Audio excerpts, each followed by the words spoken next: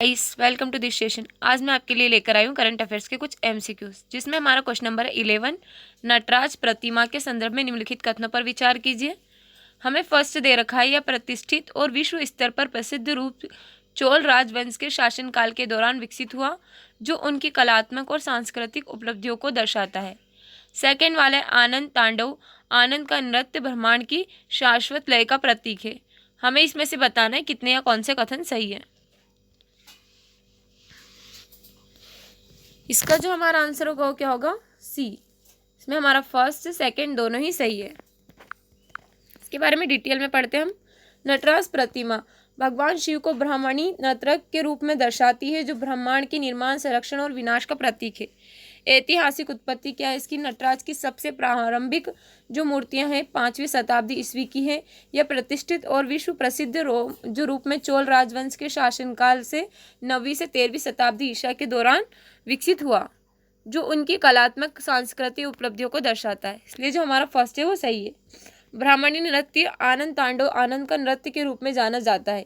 यह ब्रह्मांड की शाश्वत लय, सृजन और विनाश के चक्र और समय के सतत प्रवाह प्रतिनिधित्व करता है।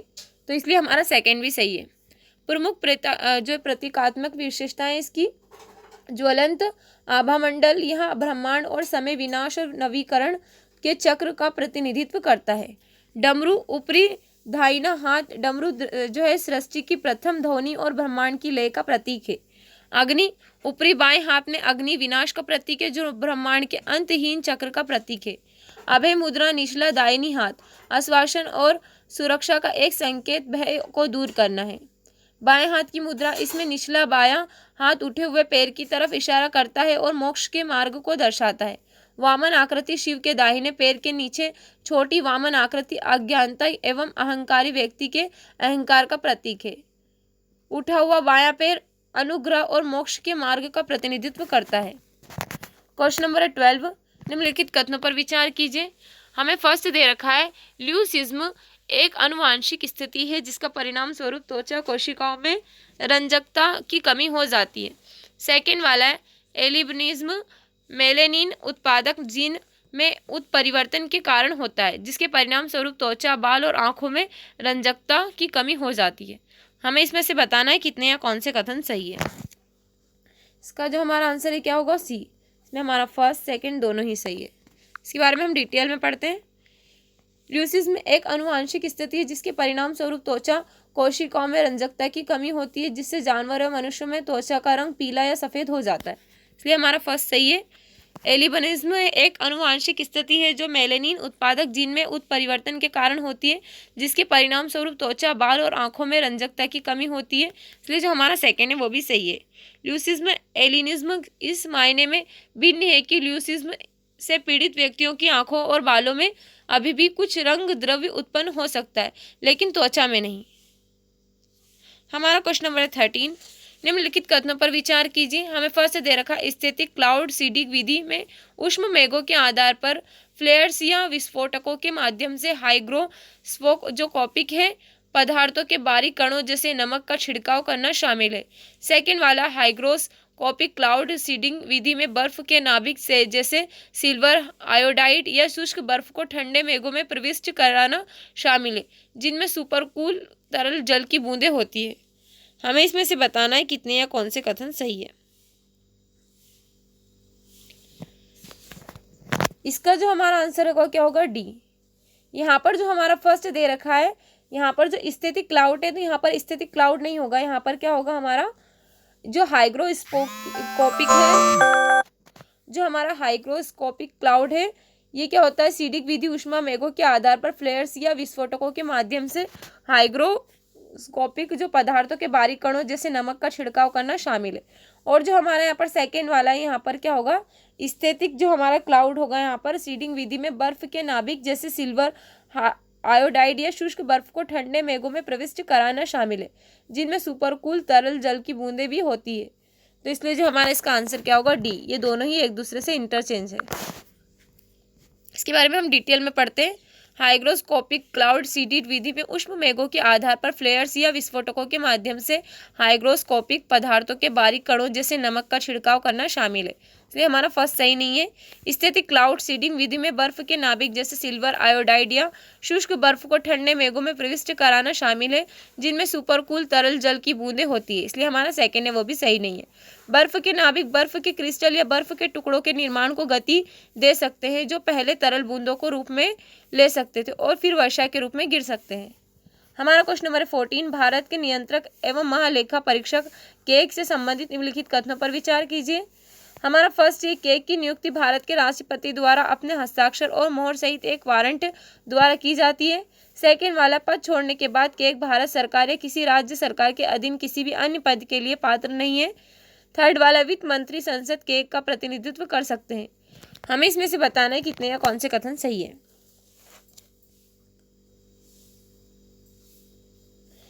इसका जो हमारा आंसर होगा क्या होगा, बी।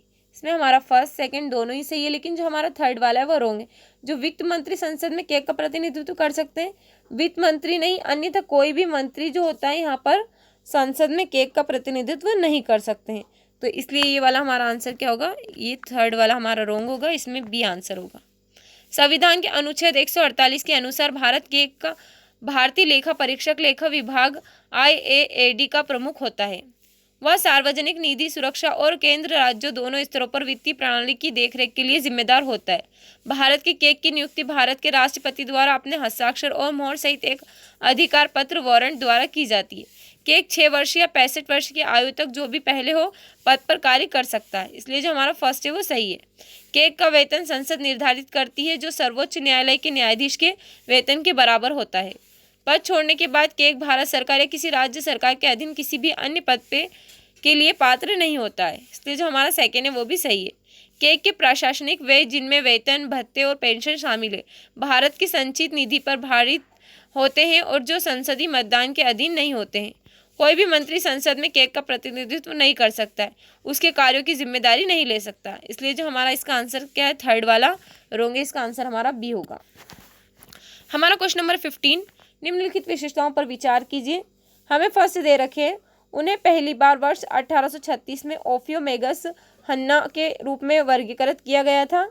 सेकेंड वाला, यह एकमात्र ऐसा सांप है जो अंडे सेने तक घोंसला बनाता है और उसकी रखवाली करता है।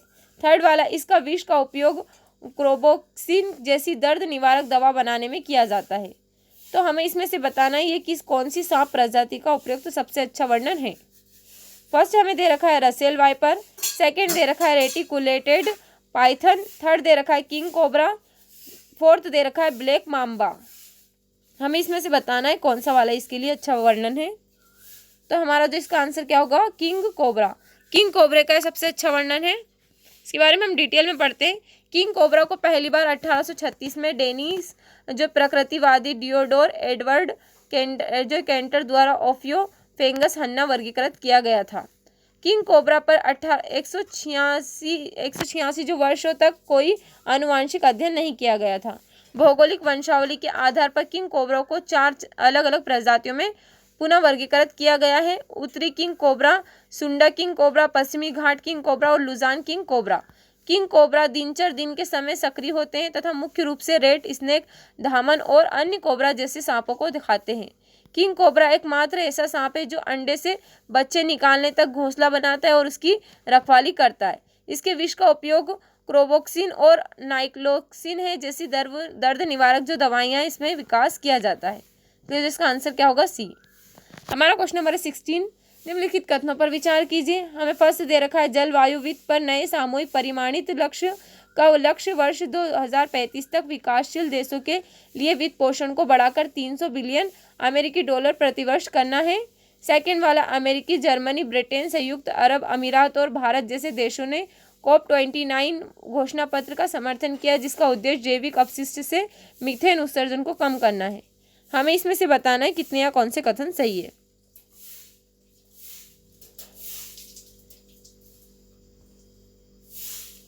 इसमें हमें बताना है कौन सा कथन सही नहीं है। तो इसमें जो हमारा सही नहीं है, कौन सा सही नहीं है, इसमें हमारा बी वाला सही नहीं है, लेकिन जो हमारा ए वाला है वो सही है। हमारा जो सेकंड दे रखा है हमको, अमेरिका, जर्मनी, ब्रिटेन, संयुक्त अरब अमीरात और भारत, तो भारत ने यहाँ पर जो है इस घोषणा पत्र का समर्थन नहीं किया था, इसने इस पर हस्ताक्षर नहीं किए थे, तो यहाँ पर भारत नहीं आएगा। इसलिए हमारा रॉन्ग इसका आंसर बी होगा। जो हमारा COP29 की मुख्य बातें क्या है, हमारा यहाँ पर नया जलवायु वित्त लक्ष्य, जो हमारा यहाँ पर COP29 में एक बड़ी सफलता जलवायु वित्त पर नया सामूहिक परिमाणित लक्ष्य, जो हमारा NCQG है, इसका उद्देश्य विकासशील देशों के लिए जलवायु वित्त को वर्ष 2035 तक पूर्व लक्ष्य $100 से बढ़ाकर $300 बिलियन प्रति वर्ष तक अर्थात 3 गुना करने का विकसित देशों में आगे रखना है। इसलिए हमारा फर्स्ट है वो सही है। कार्बन बाजार समझौता, जो हमारे यहाँ पर COP29 ने कार्बन बाजारों के लिए तंत्र को अंतिम रूप देने के लिए एक ऐतिहासिक समझौता किया, जिसमें देश व्यापार पेरिस समझौते का अनुच्छेद 60 जो हमारा 6.2 और संयुक्त राष्ट्र UN के तहत एक केंद्रीकृत कार्बन बाजार पेरिस समझौते का अनुच्छेद 6.4 शामिल है। पेरिस समझौता ऋण व्यवस्था, जिसे अनुच्छेद 6.4 के नाम से भी जाना जाता है, का उद्देश्य एक केंद्रीकृत संयुक्त राष्ट्र प्रबंधित कार्बन उत्सर्जन ऑफसेट और व्यापारी प्रणाली विकसित करना है। मीथेन कम करने पर घोषणा पत्र, जो अमेरिका, जर्मनी, ब्रिटेन और संयुक्त अरब अमीरात समेत 30 अधिक देशों ने जैविक अपशिष्ट मीथेन कम करने, जो हमारा यहाँ पर COP29 घोषणा का समर्थन किया, लेकिन भारत इसका हस्ताक्षर करता नहीं है। तो इसलिए जो इसका हमारा आंसर क्या होगा, सेकेंड वाला सही नहीं है, इसमें केवल बी वाला, इसका आंसर क्या होगा बी, इसमें केवल हमारा बी वाला जो है रॉन्ग है। स्वदेशी लोग और स्थानीय समुदाय, जो हमारा COP29 ने जलवायु परिवर्तन से निपटने में स्वदेशी लोगों को स्थानीय समुदाय के महत्व पर जोर दिया। COP ने बाकू कार्य योजना को अपनाया और स्थानीय समुदाय और स्वदेशी लोगों के मंच के तहत सुविधाजनक कार्य समूह के अधिदेश को नवीकृत किया। तो इसलिए जो हमारा इसका आंसर क्या होगा, हमारा इसमें सेकंड वाला रॉन्ग है, फर्स्ट सही है, इसका आंसर क्या होगा हमारा बी। हमारा क्वेश्चन नंबर 17, निम्नलिखित कथनों पर विचार कीजिए। हमें फर्स्ट दे रखा है मेडिसिन पेंटेड पूल, जो MPP एक विश्व स्वास्थ्य संगठन समर्थित संगठन है, जो मुख्य रूप से यूनाइटेड द्वारा वित्त पोषित है, जिसका लक्ष्य निम्न और मध्यम आय वाले देशों के लिए जीवन रक्षक दवाओं तक पहुंच बढ़ाना है। सेकेंड वाला गैर संचारी रोगों की रोकथाम और नियंत्रण के लिए WHO की वैश्विक कार्य योजना 2013 से 2020 का लक्ष्य वर्ष 2025 तक NCD मृत्यु दर को 25% तक कम करना है। हमें इसमें से बताना है कितने या कौन से कथन सही है। इसका जो हमारा आंसर होगा क्या होगा बी, इसमें केवल हमारा सेकंड वाला सही है, लेकिन जो हमारा फर्स्ट वाला है वो रॉन्ग है। इसके बारे में हम डिटेल में पढ़ते हैं। मेडिसिन पेंटेड पूल एक संयुक्त राष्ट्र समर्थित सार्वजनिक स्वास्थ्य संगठन है, जो कम और मध्यम आय वाले देशों जैसे कि के लिए जीवन रक्षक दवाओं के विकास को बढ़ावा देने तथा सुविधा प्रदान करने हेतु काम कर रहा है। यूनाइटेड द्वारा स्थापित MPP को मुख्य रूप से यूनाइटेड द्वारा वित्त पोषित किया जाता है, जिसमें Swiss agency for development and cooperations, Canada सरकार द्वारा जो विश्व बौद्धिक संपदा संगठन से अतिरिक्त सहायता मिलती है। इसलिए हमारा फर्स्ट वाला वो सही नहीं है। गैर संचारी रोगों की रोकथाम और नियंत्रण के लिए WHO वैश्विक कार्य योजना हमारी 2013 से 20 का लक्ष्य जो है वर्ष 2025 तक NCD मृत्यु दर को 25% तक कम करना है। इसलिए जो हमारा सेकंड वाला है वो सही है। इसमें समन्वित रणनीतियों और जागरूकता प्रयासों के माध्यम से वैश्विक स्तर पर गैर संचारी रोगों से प्रभावी ढंग से निपटने के लिए स्वास्थ्य प्रणालियों को मजबूत करने, स्वास्थ्य जीवन शैली को बढ़ावा देने, निगरानी बढ़ाने तथा बहुक्षेत्रीय सहयोग को बढ़ावा देने पर जोर दिया गया है। इसलिए जो इसका आंसर क्या होगा बी। हमारा क्वेश्चन नंबर 18, बैक्टीरिया के संबंध में निम्नलिखित कथनों पर विचार कीजिए। हमें फर्स्ट दे रखा है साइनोबैक्टीरिया क्लोरोफिल युक्त प्रकाश संश्लेषण स्वपोषी जीव है, जो मीठे जल, समुद्री और स्थलीय वातावरण में एक कोशिकी उपनिवेशिक या जो तंतुमय रूप में पाए जाते हैं। सेकेंड वाला है लैक्टोबैसिलस, एक हेट्रोट्रोफिक है बैक्टीरिया है, जो लैक्टोज दूध की शर्करा पर निर्भर होकर दूध को दही में परिवर्तित करता है। हमें इसमें से बताना है कितने या कौन से कथन सही है। तो हमारा जो इसका आंसर क्या होगा सी, इसमें हमारा फर्स्ट सेकंड दोनों ही सही है। इसके बारे में हम डिटेल में पढ़ते हैं। साइनोबैक्टीरिया, जैसे आमतौर पर नीले हरे शैवाल के रूप में जाना जाता है, में हरे पौधों के समान क्लोरोफिल होता है और इन्हें प्रकाश संश्लेषण ऑटोट्रोफ के रूप में वर्गीकृत किया जाता है। वे एक कोशिकी उपनिवेशिक या तंतुमय रूपों के रूप में मौजूद हो सकते हैं और मीठे जल, समुद्री या स्थलीय वातावरण में पाए जाते हैं। इसलिए हमारा फर्स्ट है वो सही है। लैक्टोबैसिलस एक हेट्रोट्रोफिक बैक्टीरिया है, जो लैक्टोज दूध की शर्करा पर निर्भर होकर दूध को दही में परिवर्तित करता है। इसलिए हमारा सेकेंड है वो भी सही है। हेट्रोफिक जो हमारा बैक्टीरिया प्रकृति में सबसे प्रचुर मात्रा में पाए जाने वाला बैक्टीरिया है, जो मुख्य रूप से आवश्यक अपघटक के रूप में कार्य करते हैं। इनमें से कई मानवीय गतिविधियों में महत्वपूर्ण भूमिका निभाते हैं, जैसे दूध से दही बनाना, एंटीबायोटिक उत्पादन और फलियों की जड़ों से में जो है नाइट्रोजन स्थिरीकरण करना है। हमारा क्वेश्चन नंबर 19, निम्नलिखित विशेषताओं पर विचार कीजिए। हमें फर्स्ट दे रखा है केवल मीठे जल में निवास करती है। सेकेंड वाला है यह मूलतः दृष्टिहीन होती है तथा ये अल्ट्रासोनिक ध्वनियों का उपयोग कर शिकार करती है। थर्ड वाला यह जल में सांस नहीं ले सकती है। फोर्थ वाला सांस लेते समय निकलने वाली ध्वनि के कारण इस जीव को लोकप्रिय रूप से सोंस अथवा सुसुक कहा जाता है। हमें इसमें से बताना है कौन से वाले जलीय प्रजाति का सर्वोत्तम वर्णन किया गया है। फर्स्ट दे रखा है डुगोग, सेकेंड वाला दे रखा है समुद्री कछुआ, थर्ड वाला दे रखा है नदी डॉल्फिन और फोर्थ दे रखा है मैनाटी। तो हमें इसमें से बताना है किसका अच्छा वर्णन है। इसका जो हमारा आंसर होगा वो क्या होगा, नदी डॉल्फिन का सबसे अच्छा वर्णन है। गंगा नदी डॉल्फिन्स जो केवल मीठे जल स्रोतों में ही रह सकती है। यह मुख्य रूप से भारत, नेपाल और बांग्लादेश की प्रमुख नदी जो है प्रणालियों जैसे कि गंगा, ब्रह्मपुत्र, मेघना और कर्णफुली सागू में पाई जाती है। यह भारत के कई राज्यों में पाई जाती है, जिनमें असम, उत्तर प्रदेश, बिहार, राजस्थान, झारखंड और पश्चिम बंगाल शामिल है। इसका क्षेत्र इन क्षेत्रों की मीठे जलों की प्रणालियों के आसपास काफी हद तक केंद्रित है। यह प्रजाति मूलतः दृष्टिहीन होती है। ये अल्ट्रासोनिक ध्वनियों का उपयोग कर शिकार करती है, जिससे उन्हें अपने दिमाग में एक छवि देखने में मदद मिलती है और इस प्रकार अपना शिकार करती है। समुद्र स्तनधारियों के विपरीत नदी डॉल्फिन पानी के नीचे सांस नहीं ले सकती। सांस लेने के लिए उसे सतह पर आना पड़ता है। यही वजह है कि जब वह सांस छोड़ती है या लेती है तो अक्सर सुसु ध्वनि जो है हमारे यहाँ पर सुनाई देती है। स्तनपायी होने वाली के कारण गंगा नदी डॉल्फिन जल में सांस नहीं ले सकती और उसे प्रत्येक 30 से 120 सेकंड में सतह पर आना पड़ता है। सांस लेते समय निकलने वाली ध्वनि के कारण इस जीव को लोकप्रिय रूप से सोंस या सुसुक कहा जाता है। इसलिए जो इसका आंसर हमारा क्या होगा, सी। आज का हमारा लास्ट क्वेश्चन है क्वेश्चन नंबर 20, दिव्य वंदना प्रति तो ये जो समुत्पाद और दीपवंश निम्नलिखित में से किससे संबंधित है। फर्स्ट में दे रखा है जैन धर्म, सेकंड दे रखा है बौद्ध धर्म, थर्ड दे रखा है हिंदू धर्म, फोर्थ दे रखा है सिख धर्म। तो हमें बताना है किससे संबंधित है। कौन सा वाला, दिववंदना, प्रतीत, समुत्पाद और दीपवंश। तो यह किससे संबंधित है, हमारा बौद्ध धर्म से संबंधित है। इसके बारे में हम डिटेल में पढ़ते हैं। एक धर्म के रूप में बौद्ध धर्म शांति, करुणा और ज्ञान के मार्ग पर जोर देता है। अभिधम्म पिटक मन और दुख का दार्शनिक विश्लेषण प्रस्तुत करता है, जो मानव स्वभाव और संघर्ष के बारे में हमारी समझ को गहरा करता है। दिव्यवंदना, दीपवंश, महावंश और मिलिंद पन्हा जैसे अतिरिक्त ग्रंथ बौद्ध नैतिकता, ऐतिहासिक आख्यानों और वास्तविकता की प्रकृति पर चर्चा करके संबंध अंतर्दृष्टि प्रदान करते हैं। बौद्ध संघर्ष समाधान के केंद्र के माध्यम से जो हम क्या कर सकते हैं, मार्ग के सिद्धांत है जो समस्याओं के प्रति संतुलित दृष्टिकोण की वकालत करते हैं। यह प्रतीत समुत्पाद होता है, अंत निर्भरता जो व्यक्तिगत, सामाजिक और वैश्विक संघर्षों को हल करने में पारस्परिक जिम्मेदारी पर जोर देता है। इसलिए जो इसका हमारा आंसर क्या होगा, बी। आज के लिए इतना ही रखते हैं। उम्मीद है जो आज का हमारा सेशन आपको अच्छा लगा। अगर आपको हमारा सेशन अच्छा लगा है तो इसी तरह के अपडेट के लिए हमारे चैनल को सब्सक्राइब करें और बेल आइकन को दबाना ना भूलें। Okay, thank you so much.